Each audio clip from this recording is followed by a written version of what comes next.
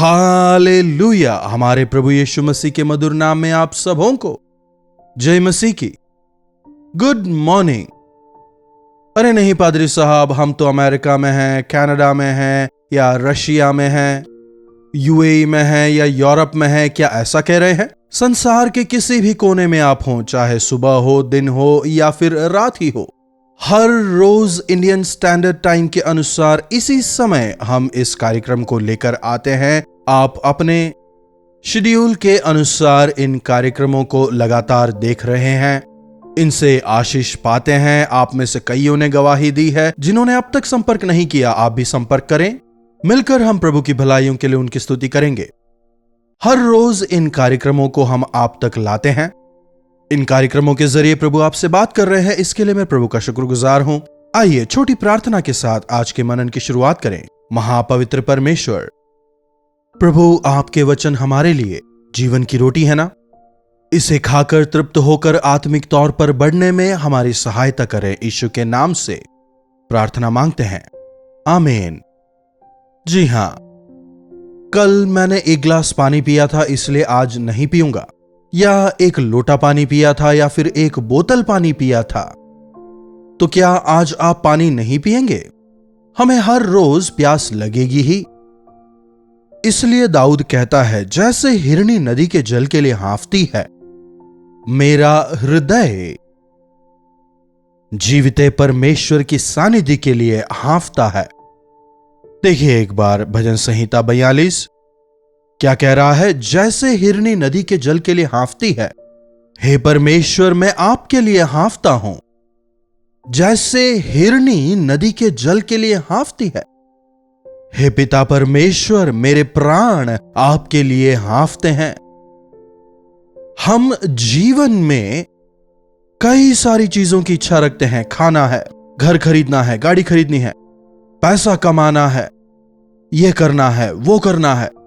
हम आतुर रहते हैं। लेकिन आज इस वचन को सुनने वालों में ऐसे कितने लोग हैं जिनके मन में प्रभु के साथ समय बिताने की, प्रभु की आवाज सुनने की, उनके वचनों को सुनने की आतुरता है।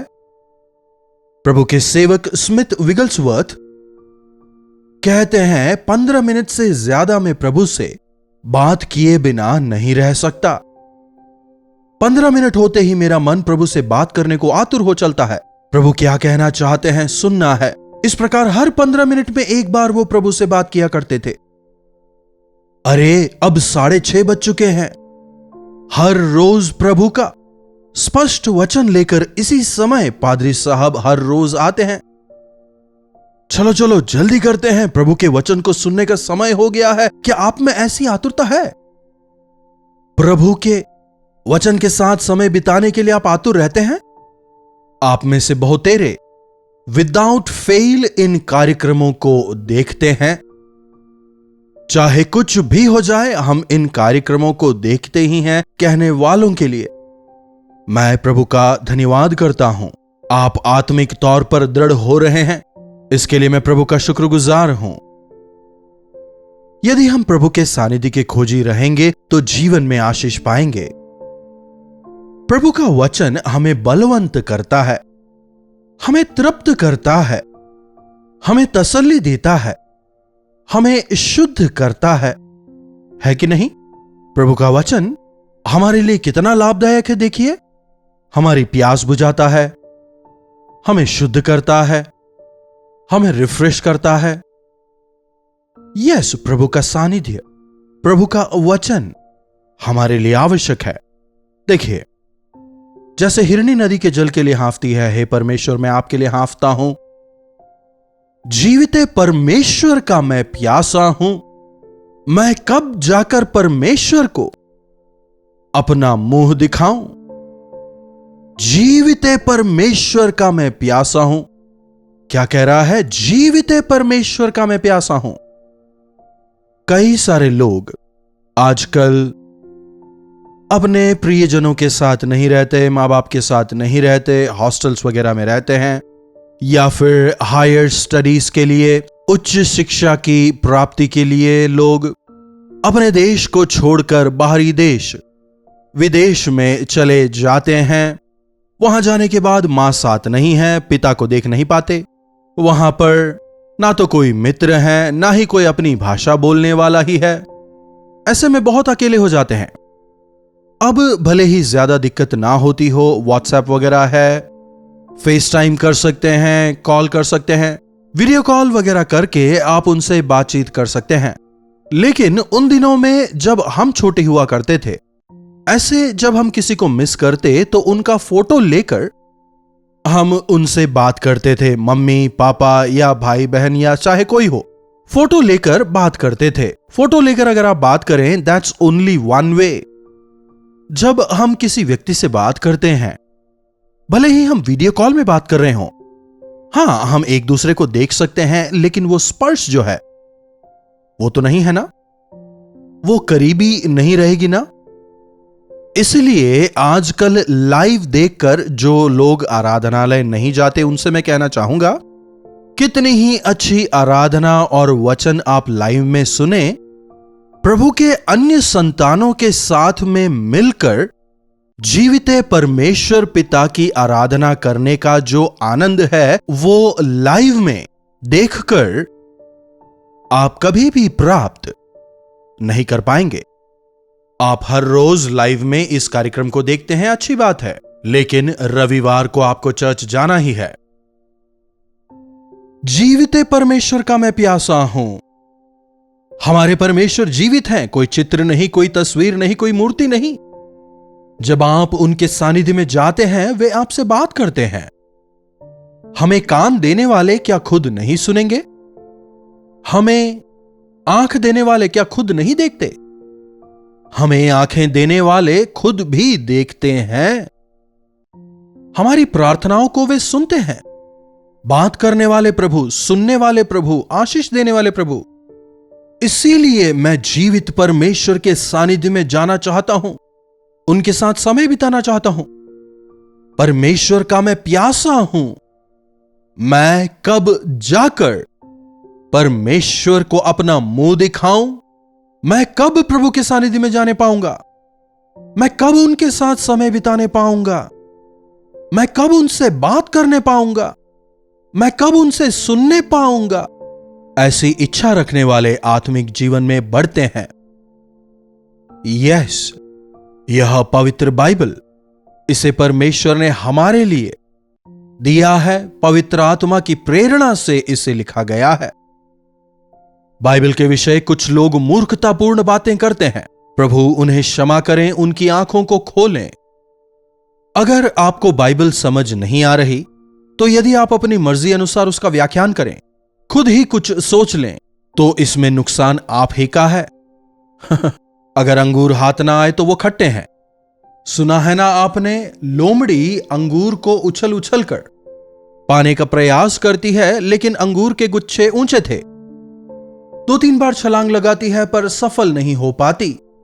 छी, अरे ये अंगूर तो खट्टे हैं कहकर वो वहां से चली जाती है। उसने स्वाद नहीं चखा था, उसने खाया ही नहीं था, उसे नहीं मिला, इसलिए यह खट्टे हैं कहकर वहां से चली जाती है। आज कई लोग ऐसे ही हैं। परमेश्वर के वचन का उन्होंने स्वाद नहीं लिया, उनके मन की आंखें बंद हैं। चखकर देखो कि यहोवा कैसे भले हैं। Once you know the taste of God's love, उनके प्रेम को चखने के बाद, उनकी सामर्थ को जानने के बाद, उनके सानिध्य में जो शांति मिलती है उसका अनुभव करने के बाद, आप उनके प्यासे रहेंगे। आपके आंगन में एक दिन गुजारना कहीं और के 1000 दिन से बेहतर है। सिंहासन पर बैठने से बेहतर है परमेश्वर के भवन का द्वारपाल में बन जाऊं, दाऊद कहता है। क्यों? क्योंकि उसने अपने व्यक्तिगत जीवन में प्रभु का अनुभव किया था। पुराने नियम में आराधनालय केवल एक ही था, लेकिन नए नियम में आजकल हर जगह आराधनालय है। जहां कहीं आप उनके नाम से इकट्ठा हो, यहां तक कि अपने घर में अगर आप हो, वहां भी आप उनके सानिध्य का अनुभव कर सकते हैं। जहां 2 या 3 मेरे नाम से इकट्ठा होते हैं, उनके बीच में मैं रहूंगा, प्रभु कहते हैं। अगर आपके परिवार में फैमिली प्रेयर होता है, अगर नहीं होता है तो आज से शुरू करें। वो आपके लिए, आपके परिवार के लिए, आपके बच्चों के लिए आशीषमय है। जब परिवार समेत आप प्रार्थना करते हैं, प्रभु के स्वर्गदूत आपके चारों ओर आग का बाड़ा बांधते हैं। प्रभु आपके लिए हर समय हर जगह हमेशा मौजूद हैं। लोग कहते हैं ना, थोड़ी देर मुझे परेशान मत करो, मुझे सोना है, मुझे खाना खाने दो, थोड़ा बाहर जाके आने दो, मुझे डिस्टर्ब मत करो। लेकिन मैं थोड़ी देर प्रार्थना कर रहा हूं, मुझे डिस्टर्ब मत करना। मैं बाइबल पढ़ रहा हूं, मुझे डिस्टर्ब मत करना। क्या ऐसा कहते हैं? परमेश्वर के सानिध्य में समय बिताने से मुझे शांति मिलती है, मुझे आत्मिक बल मिलता है। क्या आप ऐसा कहने पाते हैं चाहे कितना भी काम हो? प्रभु के सानिध्य के हम खोजी बने। मार्था तो बहुत बातों की चिंता करती और घबराती है। मार्था क्या कर रही थी? प्रभु के लिए ही काम कर रही थी। मेरे जैसे पास्टर्स प्रभु के काम के लिए ही घूमते फिरते हैं। लेकिन कितना भी घूम लें, कितना भी काम कर लें, कितना ही प्रचार क्यों ना करें, व्यक्तिगत तौर पर प्रभु के साथ यदि मैं समय नहीं बिताता हूं, मैं आत्मिक तौर पर नहीं बढ़ूंगा। प्रभु के सानिध्य में समय गुजारना आवश्यक है। मार्था तो बहुत बातों की चिंता करती और घबराती है, लेकिन जो आवश्यक है उसे मरियम ने चुना है, जो उत्तम है उसे मरियम ने चुना है। और वो क्या है? प्रभु के सानिध्य में समय बिताना। प्रभु के चरणों में बिताया गया एक एक क्षण हमारे लिए सर्वोत्तम है, सर्वश्रेष्ठ है, हमें शांति देता है, आत्मिक तौर पर बलवंत करता है। परमेश्वर के महान और चमत्कारी कामों को हमारे जरिए करने के लिए पवित्र आत्मा इस दौरान हम लोगों को वे तैयार करते हैं। प्रभु से कहें, जैसे हिरनी नदी के जल के लिए हाँफती है, प्रभु मेरा हृदय आपके लिए प्यासा है। जीविते परमेश्वर का मैं प्यासा हूं। मैं कब जाकर परमेश्वर को अपना मुंह दिखाऊंगा? मैं कब उनके सानिध्य में जाऊंगा?